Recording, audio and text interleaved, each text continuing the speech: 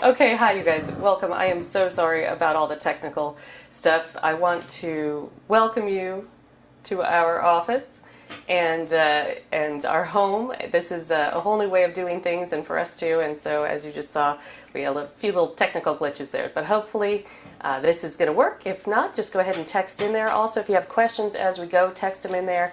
Adrian's here with me, and he can shoot me the questions too. I want to do this very sort of informally and casually, and I want to talk about something that's really important in trading, no matter what you're trading. Is you're trading psychology. So let's go ahead and get into this. Let me tell you about us. We are two Ph.D. psychologists. We have been trading our own account for the last 20 years. So we were here from 1997. We started at the start when online trading went ahead and got to the retail client. Prior to that, there had been, we have people who we trade with have said that it used to be $50 a side to trade a stock. And there was no, intraday trading. You'd be calling up to your broker saying, hey, I think I want to buy IBM or GE or whatever it might be at that time. Anyway, we were graduate students. We got out of graduate school and said, hey, why don't we give this a shot? Looks like a lot of fun. I think that's a lot of people approach this and say, looks like a lot of fun. Adrian had a pretty big background in it and then went ahead and read everything he could about it and put together a unique set of strategies that we decided to go ahead and use. So the pictures you see here, that's us on the floor of the stock exchange and also the CBOE. We have had a lot of fun over the years with teaching our mastermind students. We've done that the last 10 years. That has been an absolute hoot or a blessing or whatever you want to say. This can be a very lonely business, but what we have decided to do is bring folks in, and we've put together a group of a lot of wonderful people. The other important thing about showing you this is that these various boot camps, some are in Chicago there, some are in, we've had them in Southern California, but mostly we go to Miami Beach because it's a really nice place to sit and hang out and really get to know and understand people. So we put together as we were training people over the first part of our career, what we were realizing is adult learners are different. And since we're PhD psychologists, we know that learning as an adult is different. So I have that listed there, things that adult learners want: relevant material, to be actively involved, to receive feedback immediately, have benefits that they can see in the real world, and practice, practice, practice. So we put together a year-long program, and it culminates in boot camps, but you're able to go to as many boot camps as you want. And the important thing about that, I'm just going to go back one, is that every single person sitting around this table has a different psychology, is what I'm getting at here. So every single person approaches this with different things they know, different ways that they've traded things before, different situations in their life and what they want out of trading. So it's important to really sit with people for a while and understand what it is they want out of it and what they're coming into it with. So now here is a successful trader, the elements of a successful trader. And this is distilled from a lot of veteran traders and a lot of books that you'll read even to this day. As we always read, we always encourage you to stay up on your craft. And what traders who know what they're doing, or traders that are coaching other traders, always say is essentially these three things, but if you unpack this, it's more like 6 things. So the first thing is, if you're going to be a successful trader, you need to understand the playing field and understand the risks. This isn't the first time I'm going to talk to you about risks, but the playing field meaning whatever it is you're trading, whether it's futures or Forex or stocks, what I need you to understand is that you understand what it is, how it's working, and who it's for. So whether it's the stock market or these other things, briefly, I'm going to talk a little bit later that the stock market wasn't set up for you, and it wasn't set up for me, the retail trader. Same thing with Forex. Forex is traded very differently and it's not regulated. Penny stocks, same thing. You have to understand why it's set up and how it works. So that's understanding the various risks associated with the different markets. Second thing is skills, tactics, and tools to maximize success and minimize risk. That's 3 different things, even in this, one line. Skills, tactics, tools. So some of it's experience, some of it is things you can learn, And there's an exciting thing about learning that I'm going to come to in a little bit here. And tools, obviously. So it's online trading. You're going to need tools for that. And then lastly, that you have the discipline and a trading plan. So these things are what we're going to say is our successful trader overall.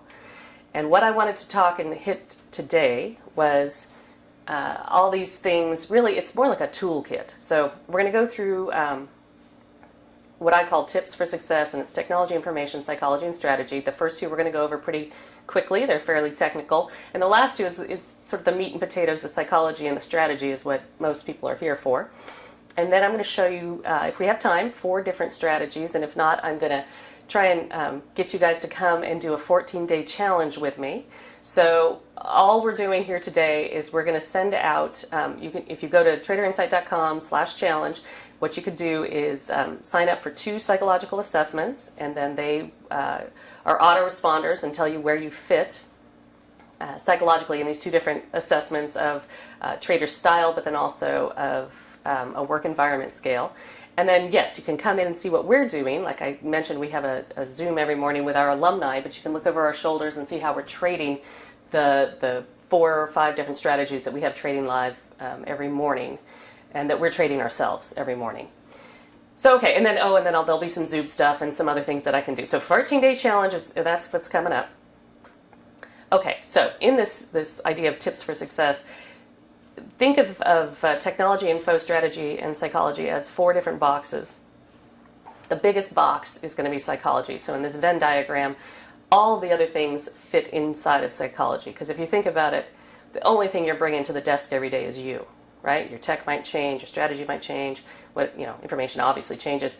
So we need to know, sometimes when we work with people, it won't be till a year later that they might mention, and mentioned over, a beer at we meet with our guys and we hang out with our folks, go skiing with them, whatever, and they might say, hey, by the way, I actually have been diagnosed with ADD, and I looked at our friend and I just said, you needed to lead with that, because then we can help you.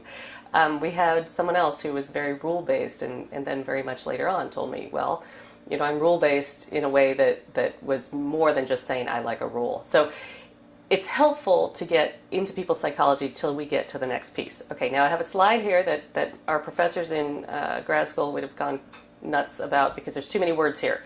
But since you're looking at it at your own little screen, I thought I would just put it up so you kind of have an idea of where we're headed. The first 2, they're actually columns. So the first 2, technology and information, we're going to do first. Technology, we're just looking at hardware, internet screens, software, and brokers. You'll see that in a sec. Information, we're going to talk about various ways to get information. And then we'll come back to this and we'll do the 2 meat and potato ones next. So technology. We're always recommending to anyone who wants to trade, really no matter what you're trading, is you go ahead and you get a gaming computer. It has to have a lot of GPU. So, years back you used to talk about, how much storage and memory. What you need is graphics. So I'm not recommending any one of these. I don't use any of these, but I had gotten this off a search for 2020 best gaming computers. You can do the same sort of search. We use Alienware, and we also use these Microsoft Surfaces, but our clients use all kinds of different things, and that's just something to know. So if you have a computer and it's older, but you're thinking of doing any of these strategies that are going to take a lot of graphics, and charts are going to change and you're going to be looking at charts, go ahead and pass that over to some kid that needs to be on Zoom meetings or somebody else. Technology rolls downhill in our house, so Connor always sort of inherits the next thing down. So if you're thinking of upgrading, think about it with a gaming computer. The other technical thing to think about is when the whole business started, you were doing software separate from a broker. So we use something called Realtic, and that's that first one there with ES software. On the right side, those are softwares, and then separately, those are brokers that will run that software. Most people are familiar with software as a broker. So that's your TradeStation, E-Trades, Thinkorswim. We have a lot of clients that do use those, but there is a significant, it's just something to know as you go through this, is that when your broker has its own software, brokers in general, all of them are making money because you trade. That's the point of it, right? That's why they're in business. But there's things to know about those two things. Okay, that's tech. Speed through tech. Info, we always suggest you use market-specific news. So I've got the fly on the left. It's called the fly on the wall. We've used it for a long time. You can drill down and get all kinds of different information on that. Pre-market, sometimes I pull up CNBC or Bloomberg just to see where the futures are. I recommend you stay away from other cable fluff. We are not news traders. We are aware of geopolitical things, but to be relevant, you need to start looking at things that aren't just for entertainment on cable news. What you need to look at market-specific things. And other info I want you to know is what I talked about a minute ago, is that this is not for you. The markets were not built for retail traders, and I feel like it's been a lot of years that we've been marketed to as if it was made for us. And then people get upset because it doesn't work the way they want it to work, like that it's not fair, or however this works for them. But it was made originally for companies to raise money for themselves by going to a bank and getting them to sell shares, so that, let's say, a tire manufacturer could manufacture more tires to get money in for that. This is not made for people on the side to try and create businesses in this. So we have done that, and all of you are going to do that also, but I need you to keep in the back of your mind that this isn't for you, and the rules aren't for you, and the way it works isn't for you. And along with that, it's also not a savings account. So here's my disclaimer in the middle for anything you trade. I think stocks are the safest because I think stocks are regulated the most. Commodities can be regulated as well. All the other things on the periphery, the Forexes, the penny stocks, the unregistered things, those are all buyer beware. All of it is buyer beware. This is not a bank account, and I am pretty frustrated when I talk to young people and they feel like it is. Like they can put money in it and it's always going to get bigger. So those things said, why is trading challenging? Why psychologically challenging? We know why it's challenging in many other ways. But as I went through the 4 big things, 3 here and 1 on the next slide, that I could distill it down to when we talk to all of the folks we work with, is trading, first of all, psychologically, it's about opportunity. And opportunity necessarily involves choice. And then at the end of a choice, you could have disappointment or regret. So psychologically, there can be a very negative feedback. You have an opportunity. If it didn't work out the way you wanted to, you might have disappointment or regret. I'm going to come back to that in a minute. Trading is also about working smart, not only about working hard. I know a lot of people, some of the folks who are of retirement age, were really trained, and even folks around our age were trained to work hard, and it's just going to happen. And you do have to work hard in trading, but it's also about working smart. You can't get into the markets when things aren't working. You can't just hop in and just because you're there expect that something good is going to happen. There are professional people on the other end of this, no matter where, and other people, let's say in options, who are trading, and everybody wants to get their profits out of this, their success out of this. So it's about working smart, knowing when to be in, knowing when to be out, and you have to know the difference. And also what we get a lot of is trading isn't like anything you've ever done before. I'm sure you're all very accomplished at something. I'm sure you have talents and are amazing at many things that you do. This isn't like any of them. And I have to say, sometimes we're a little bit offended that people will come into trading and say, oh, well, I should be able to know how to do this immediately. And we'll say, what do you do for a living? And they'll say, well, I'm a doctor. Well, did they hand you a scalpel? Or even entrepreneurs. I mean, yeah, when you started your business, were you successful the day one? Was it as capitalized as it is today? So I think there is an idea that if you're smart in one area, and I'm sure you all are smart in many areas, that you will be smart in this area. You just have to treat it like another content area. This is not something you've ever done before. And then lastly, as I describe the way that trading, why it's challenging, is people want it to be like a race car on rails. And what it really is more like is sailing a ship, right? So you're going to have knowledge about your instruments, and you're going to know about your sails and how to catch the wind and how to jib and all those things. I'm not a sailor. So, but all, those who we know who are, they know a lot about what they do. And you can be clear-minded, and you know it can be dangerous and all those good things.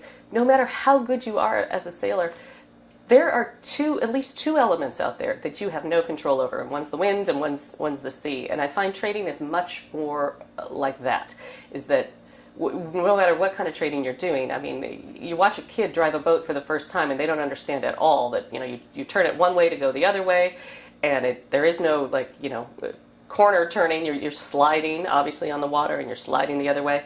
So then add sails. That's a power boat. Add sails to the whole thing, and there you have trading. So it's challenging in a number of ways. You're not in control of the elements, even if you're in control of yourself, and you haven't ever done it before, and it involves a lot of the opportunity for disappointment or regret. Okay, so that's why it's challenging. What are we going to do about it? So, like I said, I have a Ph.D. in social psychology, and I have the analogy about psychology in general, all of psychology, is there are many content areas. I'm going to show you 7 big content areas in psychology as a discipline.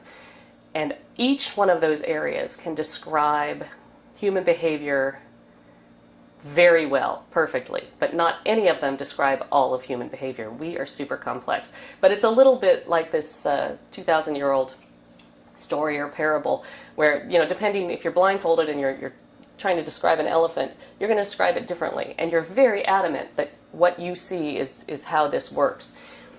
And I liked a little quote at the end of one of the sort of poems, though each was partly in the right and all of them were wrong. So as you go into psychology and figuring out how people work, this is certainly something to think about.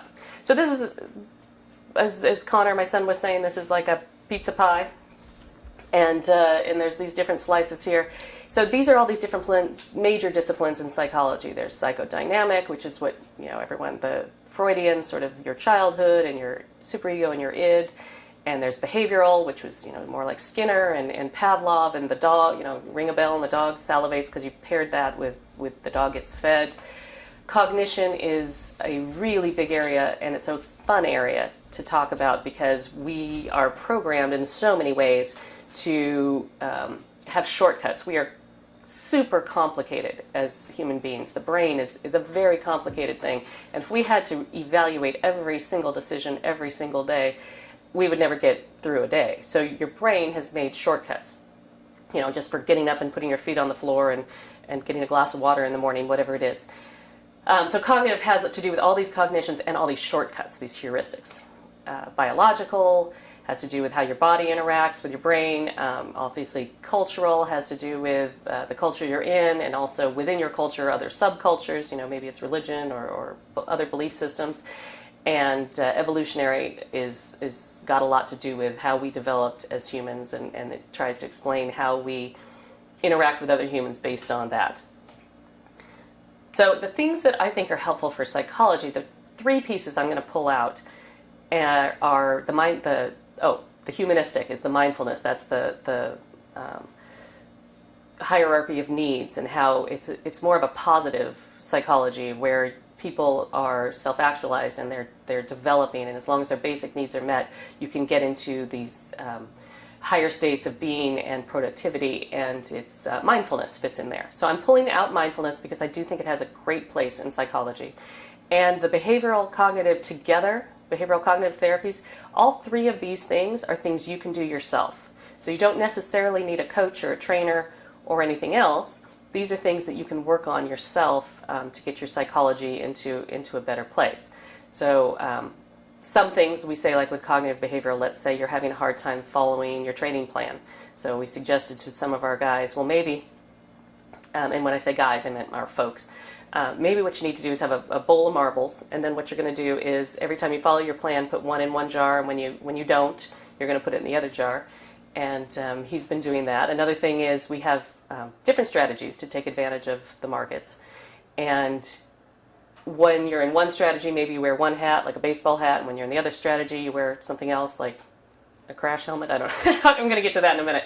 So, okay, I thought it'd be fun to take a quick quiz, and I'm going to kind of go through this quickly. What you need is just to sort of tally. You could do it with your fingers because there's 8 questions, and or you could write it on a piece of paper. And on one hand, when you agree, put up a finger, and on the other hand, when you disagree with it, put it up on the other finger. So let's try and do this really quickly. Since I apologize for the early mishaps with our tech. So, okay, the first question, this is just a little 8-question assessment to get a sense of your mindset right now. Okay, do you agree or disagree, whichever hand it is you've got, that no matter how much intelligence you have, you can always change it a good deal? So agree or disagree. No matter how much intelligence you have, you can always change it a good deal. Okay, number 2. You can learn new things, but you cannot really change your basic level of intelligence.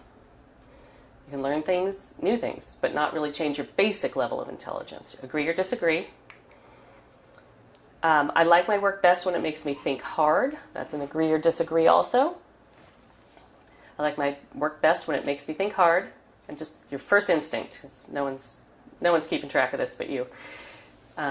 Number 4, I like my work best when I can do it really well without too much trouble. I like my work best when I can do it really well without too much trouble. Agree or disagree?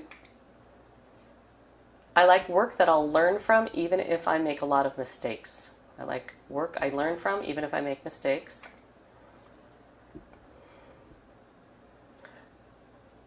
I like my work best when I can do it perfectly without any mistakes. I like it best when I can do it without mistakes. Agree or disagree? When something's hard, it just makes me want to work more on it, not less. Something's hard makes me want to work more, not less. Agree or disagree? And lastly, to tell the truth, when I work hard, it makes me feel as though I'm not very smart. When I work hard, it makes me feel as if I'm not very smart. Agree or disagree?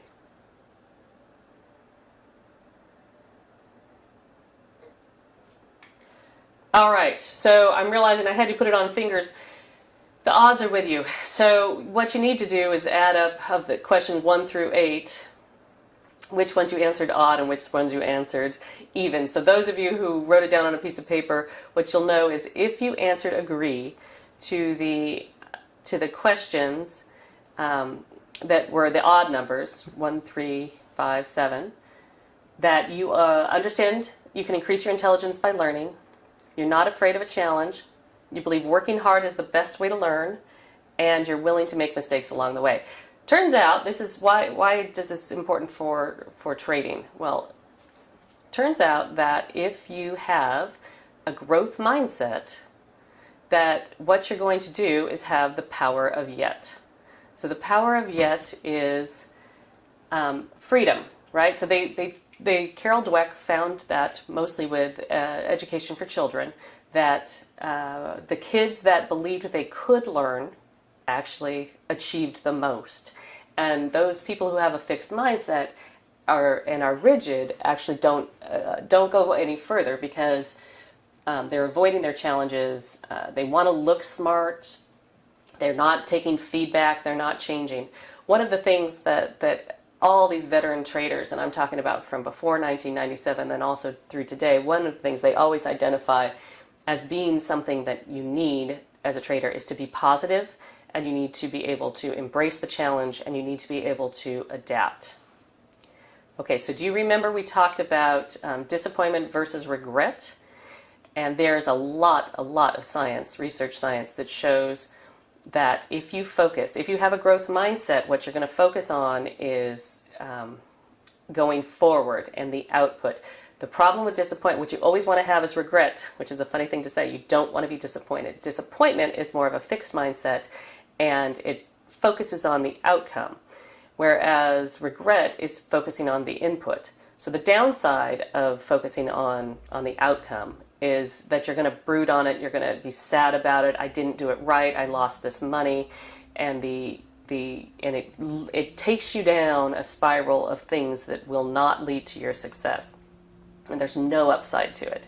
But when you focus on your choice, right, you regret it, but regret means you can go ahead and make a different choice going forward. And every single trade you place, there's an opportunity to make money, to lose money, to follow your plan, to throw caution to the wind and do whatever it is you want to do at that time. And every trade is this opportunity where you are going to face either being disappointed or choose to just regret it if it doesn't go your way, so that you can see if you need to make a different choice going forward. And that's exciting. Why is that exciting? Because there's this whole past 10 years research, you might even have seen it or seen it used in other things, because everybody in the scientific community is excited as can be, and the social scientific community too, about neuroplasticity. Because neuroplasticity is talking about how the brain can continually make new connections and reorganize itself over the course of your lifetime. And mostly that was not what they thought. They thought by the time you were about 30, you were done for. So, and your brain was done for. And you may or may not know that your brain is organized in that right picture there is these neurons that have chemicals that go between them that can change. They also have sheaths that cover them that can be strengthened to make the impulses go more quickly. And why does everybody care about this? Because what they've found is there's a continuous generation of new neurons in different areas of your brain throughout your lifetime. But more interestingly is that new skills or experiences, so when you go out and you travel, or you decide to learn to trade, or you want to pick up a new language, those create new neural connections. Your brain is actually in there reorganizing itself. It's got a lot of connections, and they can actually see these bundles in brain scans. So new experiences create new connections. But what they also found is with practice and repetition, that the areas that you already had connected can get stronger, the sheath can get thicker so that impulses go faster, and the bundle gets bigger. So let's say, for instance, you wanted to learn to play an instrument, a piano or a guitar or something like that. What they find is, in these brain scans, is that as you learn and repeat and you practice those things, which is why I bring those up, because people assume you have to practice to get better on a piano or guitar, and as you practice those things, the bundle in your brain actually gets bigger. The last thing on here is also kind of interesting, that the less you use something, those bonds break. Okay, how is this important for us? Well, for the piano teaching, obviously, the less you practice, the more those bonds will break. The exciting implication is, let's say you played piano as a child and now you want to take it up again, you can strengthen those again.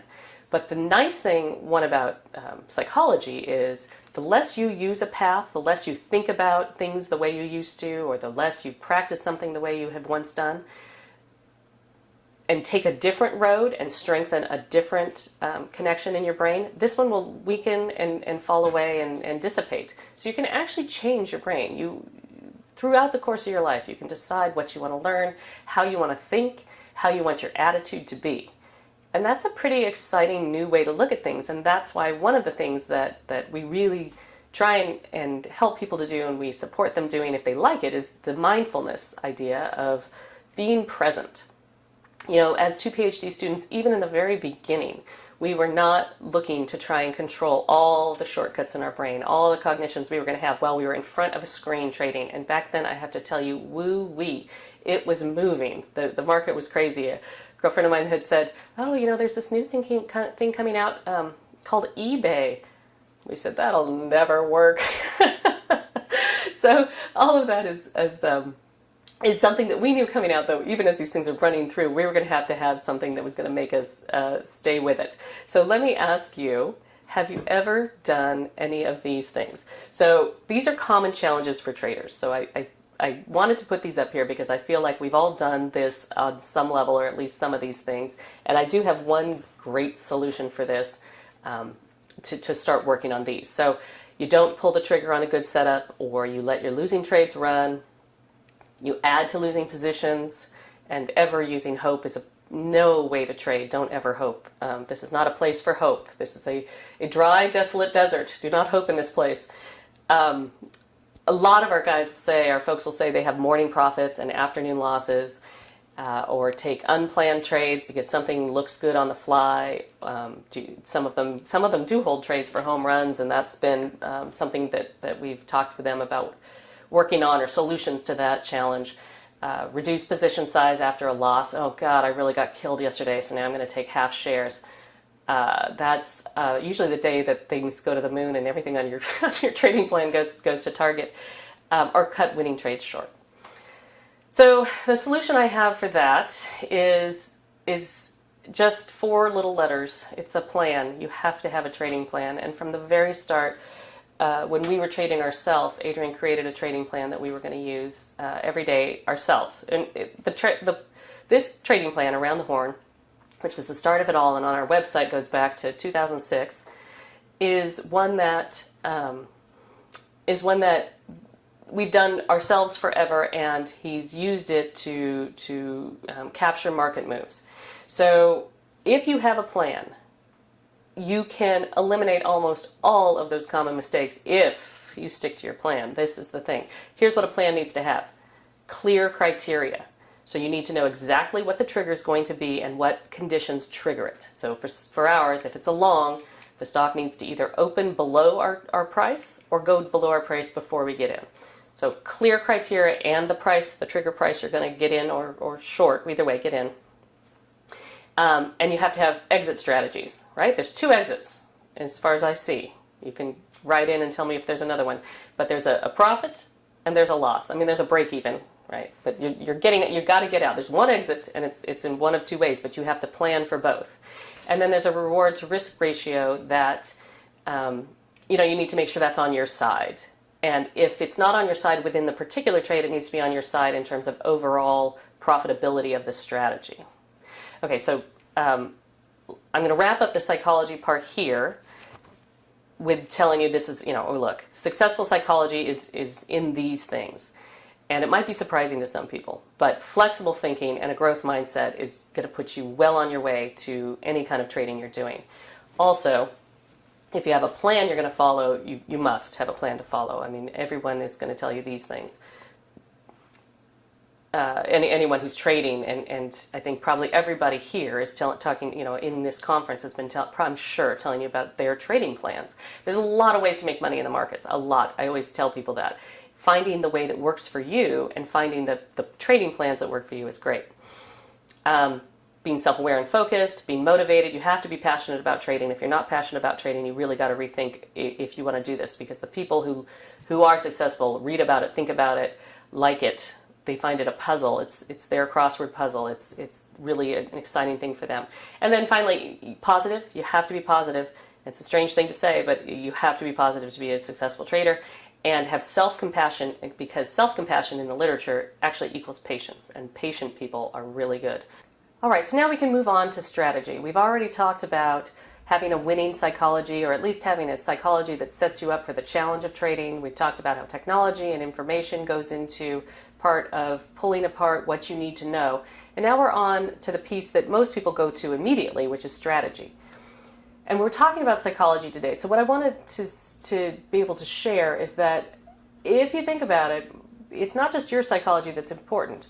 What you're doing is trading against other human beings or with other human beings. There's humans on the other end, so their psychology matters also. And also as an industry, there's a whole discipline called behavioral psychology and social science that talks about financial institutions and the decisions that they make and how that works with groups of people. And there's a lot of research on how individuals make decisions about their money, but also about how individuals who are in charge of large amounts of money make decisions. So when you think about psychology, it's not just you, it's the other people that are out there. And depending on what you're trading, it's a little more mano a mano in some of the markets. And in other markets, it could be just big group decisions. From the start, Adrian didn't really decide we were going to try and fight with the people on Wall Street. So we, in some of the strategies, are swimming alongside the whales and just profiting as they go. We're going along with them. And in other strategies, we're looking at how algorithms are moving big NASDAQ stocks that are really liquid, like Apple and Baba and Tesla. But there's people who write those algorithms.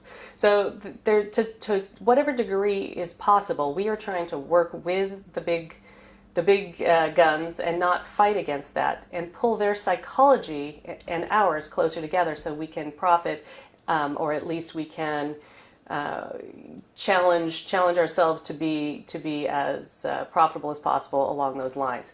So one of the things we like to look at is a quote from Heraclides, which is, I think, from 500 BC. You can never step into the same river twice because it's not the same river and you're not the same person. So if you think about all these psychologies that go into every day in the markets, it's always a different person and a different psychology the next day. Even if it's the same person, it's a different psychology. So if you think of the markets like a river, you're not ever going to be able to have this day the same way you had it today. It's a little bit like the cyclicality of markets. Adrian also, from the very start, decided that what we are going to want to do is profit from the way the market moves. Now, he knew enough at the time to know that when you say, oh, buy low, sell high, that the market isn't a straight shot from low to high. And I think it's been marketed that way to people a lot, but that's not how it works in practicality. And if you've traded at all, you know that too. So markets go through a cycle where there is a accumulation. So it's more like a channel, more like a sideways move. And then they go into a markup, maybe, where they can go higher and they gather, and then they'll go sideways again in a distribution that usually leads to a markdown, and then, of course, another accumulation phase. Now, how does that look? Let's look at this year on the Dow Jones. What you have here is all the way through mid-September, and if you look at it, you can pretty much see what I just showed you, right? So you're going to look at the left side here, and what you're going to see is that was an accumulation phase, and it's hard to spot them in real time. It's easier in hindsight, but at some point you can start to see how that works. Now, these accumulation phases have support and resistance, and that gives you a good clue onto what's going on. And in this case, it heads down, so we'll call that a distribution. Here's the markdown. That, of course, is around in March when things were headed down, when there was a lot of uncertainty in geopolitical areas. And then we start our retracement. But it did stop somewhere in the middle there, right? So we had another support and resistance level until it had a small markup, and again went into an accumulation with support and resistance areas.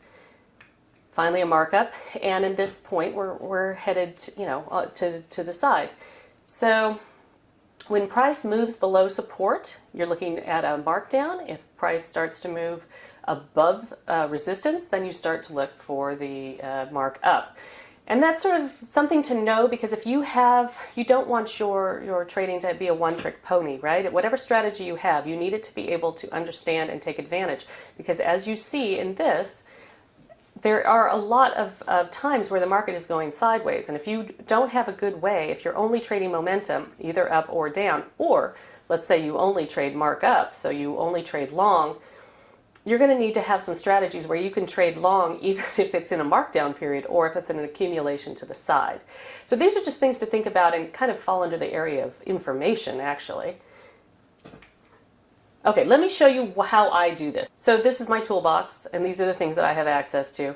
I am looking at our war room. You get in there from your dashboard too, but I have an around the horn plan, which is an intraday swing. I have a gap strategy, which is right first thing off the bell. I have a NASDAQ scalper strategy, which is these volatility bands I'm going to show you. And then I have one of the patterns from around the horn fastball is something that Adrian took, applied it to NASDAQ and does some other analysis, and it's also kind of a off to the races first thing in the morning. But all of these things are pre-planned, and I have 4 different ways to capitalize on the market, and many of these things take into account the cyclicality of the markets. All right, so here we go. These are, I'm saying time-tested strategies, because all of our strategies are forward testing. We're researchers. We don't go back and test anything from behind. We come up with a hypothesis, how is this going to work, and Adrian and I test it going forward, and then as it works and is successful, we incorporate it into our trading repertoire.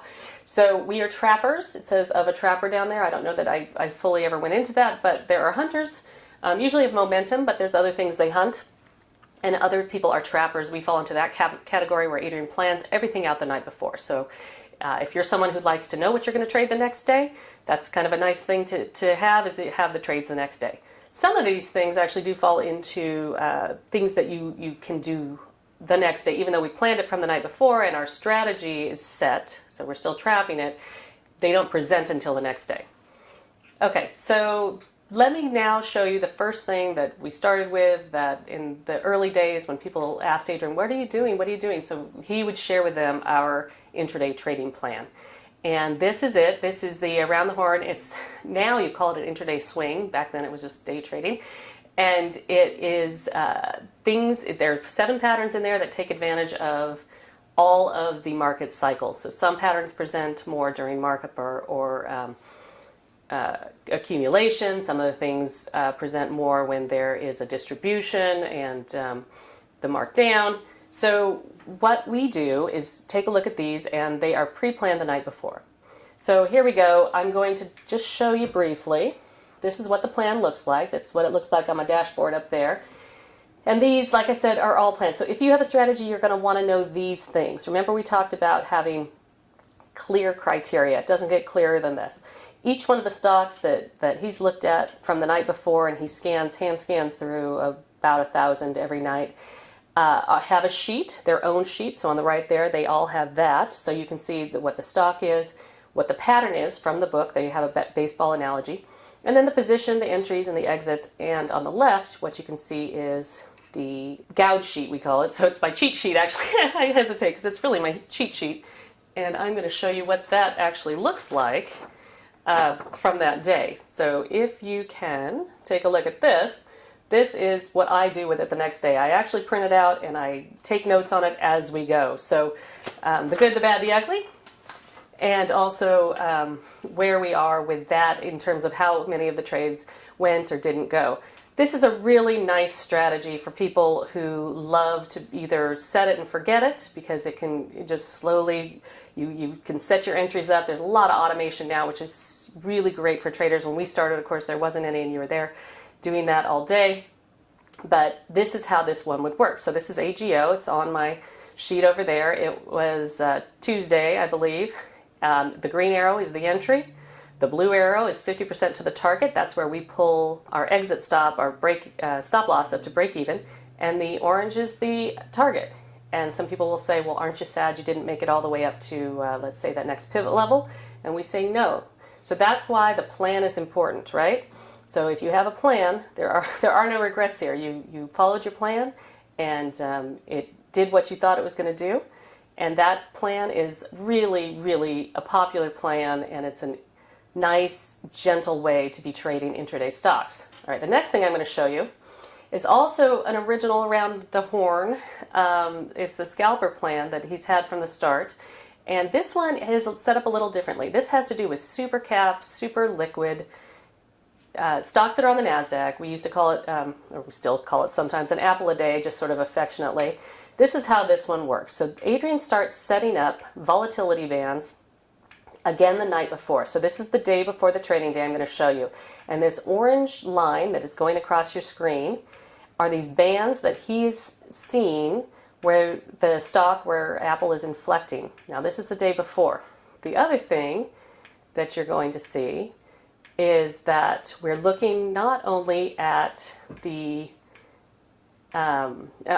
stock action and the inflections that it's making from the day before, but also from the day before that, so that you can see with the volume, price by volume is on the right side, you can see how all of these volatility bands also line up with all of this price, volume by price on the right side. See how they make nodes?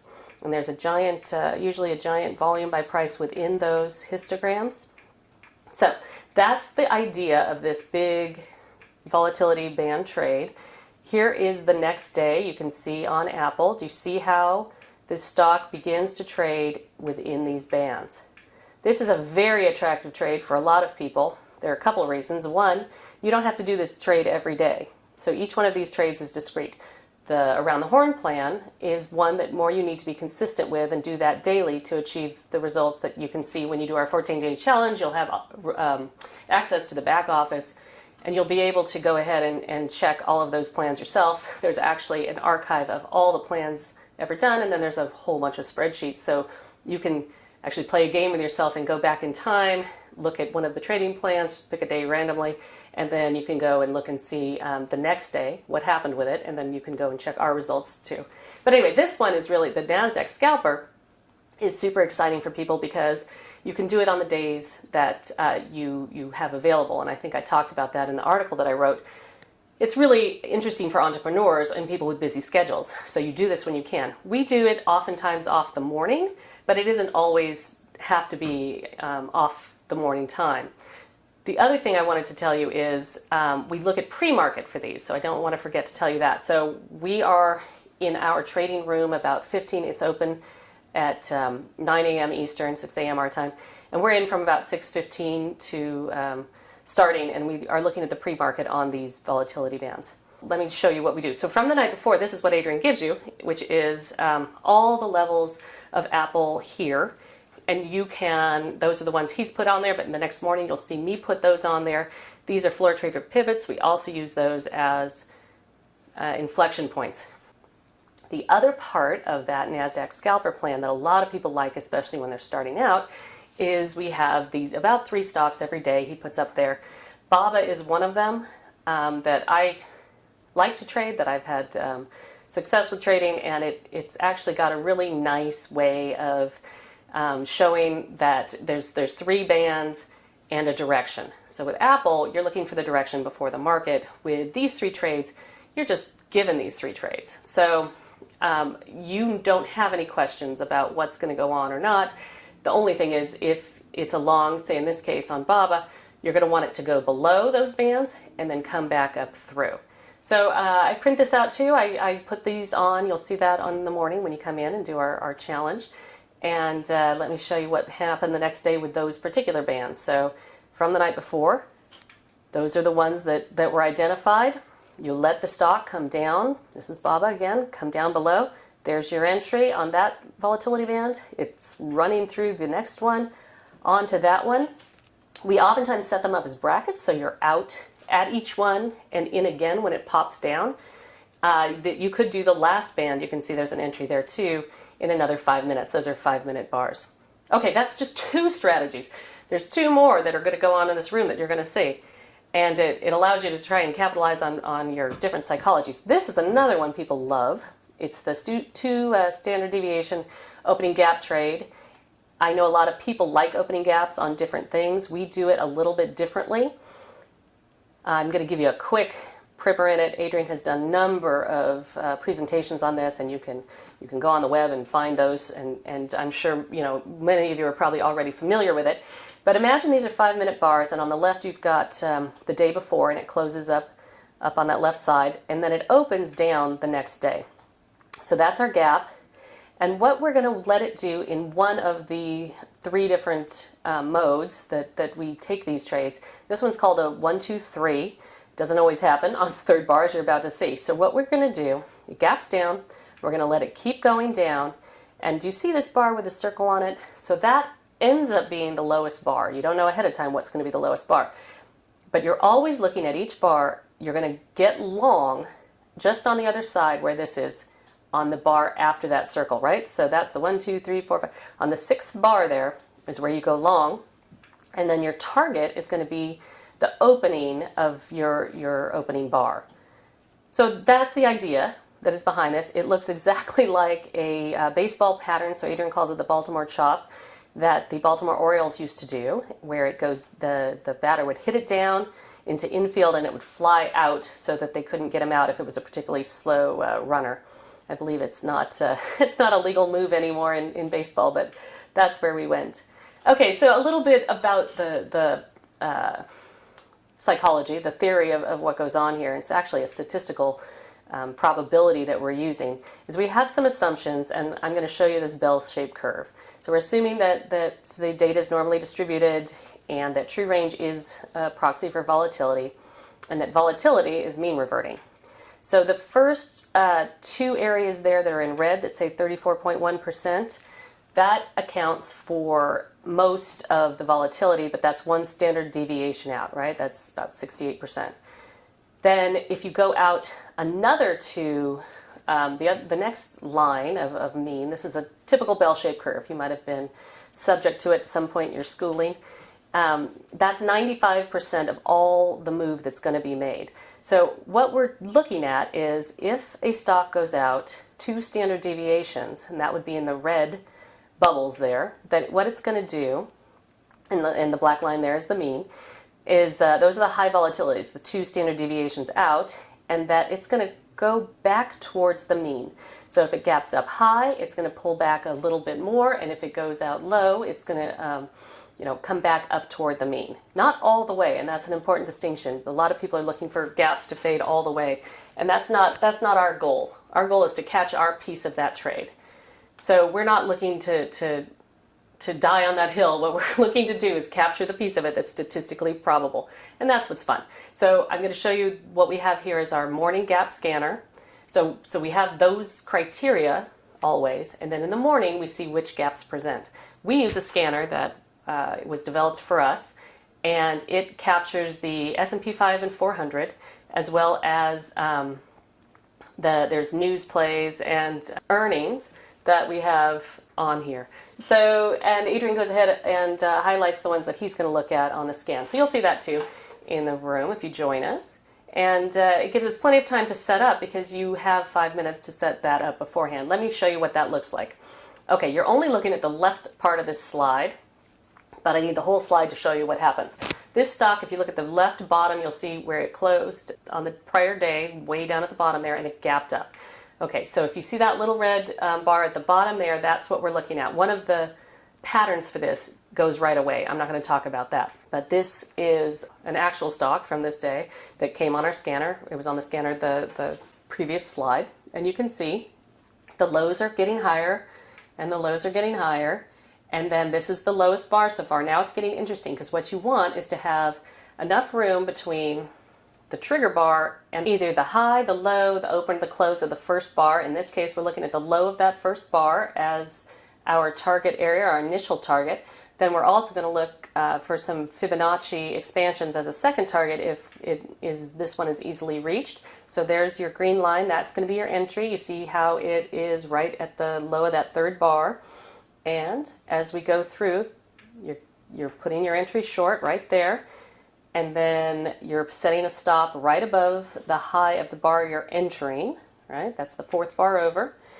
And that's your stop loss. And you can also notice there's a volume node over to the side. So that's confirming. We usually in all of our trading have overlapping and confirming indicators for entries and exits and any move we're going to make. So, and then there's your first target at the low of that first bar. If it's moving quickly, what we'll do is pull a Fibonacci line and see what we can get in any kind of an extension. So in this case, it went all the way down to the target of 160.33. That's all done. Those are 5-minute bars. So that trade was done in the first 20-25 minutes of trading, and a lot of people love that. They love to be able to be done. All these, we don't enter after a half hour into the market. So all these are necessarily, all the entries are done by a half hour, and mostly all of them are done within an hour, if not sooner. So when we are talking about entering these trades, I'm just going to show you really quick an order entry screen. This is your short order, and if you're doing 1,000 shares, you can see we put on a stop limit to get in, so it gives you a little bit of slip. And down here, if what you want to do is break it into half at target and half at the Fibonacci, this is what it looks like.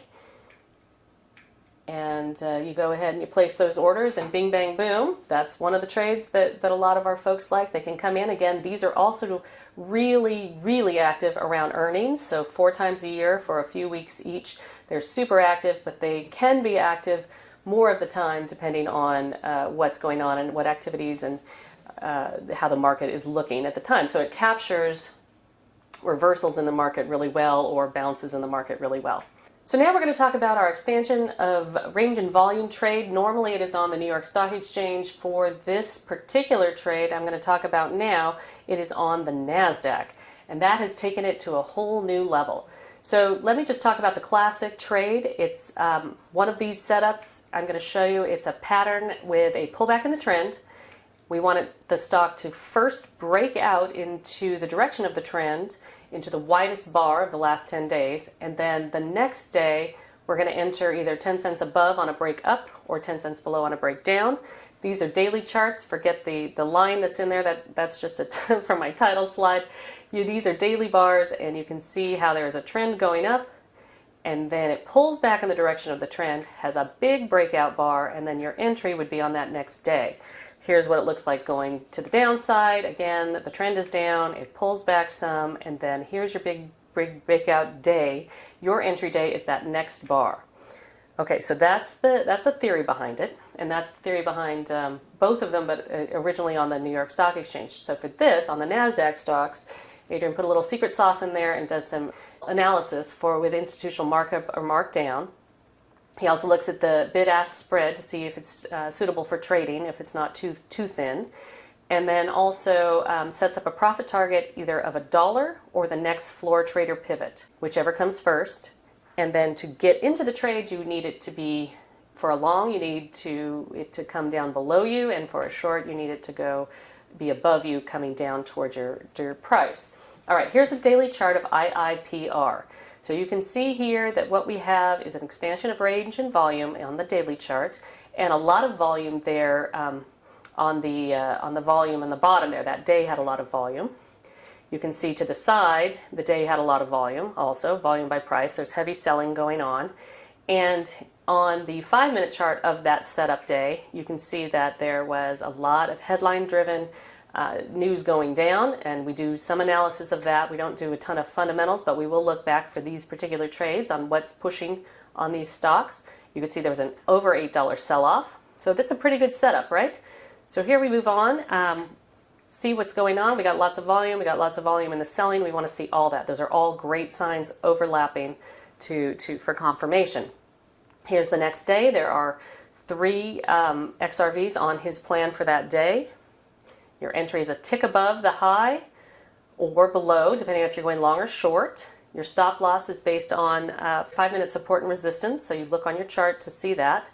And the target is for, again, for $1 or to the next pivot. All right, so here we are on the trade day of IIPR. You can see the green line is going to be our go line when it comes back down through there. The red line is your stop just above. That's based on support and resistance and volume off to the right. And your target is down there at $1, and boom, for the win. So that's a different kind of trade that a lot of our folks like to do. It's got some excitement and some juice, but it also is really, again, pre-planned. You know what you're doing when you get into it. A lot of these happen right off the open. These can be swing trades. Sometimes people leave them open to target, not after that. And it gives them what they need in terms of their trading day. So the importance of this entire suite of strategies is that we have strategies that go both for cyclicality and for the way markets trade intraday. All of these developed over time. A lot of our traders that come in and over our year-long program, they learn how to do all of these. The boot camps that I mentioned, people go to again and again, and that's part of that year-long adult learning strategies. You can go to all future boot camps because people pick up a different tool for their tool belt. These developed for us over time. Adrian developed them as markets changed. You know, I'm not sure we actually talked about this, but Darwin is very often misattributed to saying it's only the strongest survive, or it's survival of the strongest. That quote is actually, it's survival of the fittest, meaning it's survival of the most well-adapted. It has nothing to do with strength. It has to do with adaptability. So the main thing when you're looking at strategies and fitting them with your psychology is that you go ahead and make sure that those fit your psychology and they're adaptable, and that you can use these over time. Okay, who has questions? This has been really great. I appreciate you guys coming to our office, coming into our home, and let us know if you have any questions. Again, go ahead and join us on the traderinsight.com challenge /challenge, and you can come in and get some psychological assessments so you can gauge where you are and with your psychology right now, where you want your psychology to go and be adapted to. Also, you'll get to see us trade these things live, and I will have some Zoom meetings so you guys can come and ask me questions once you've seen a few of them and get some idea about how we're doing this. We'd love to have you join us, and I appreciate you listening and your time. Thanks so much.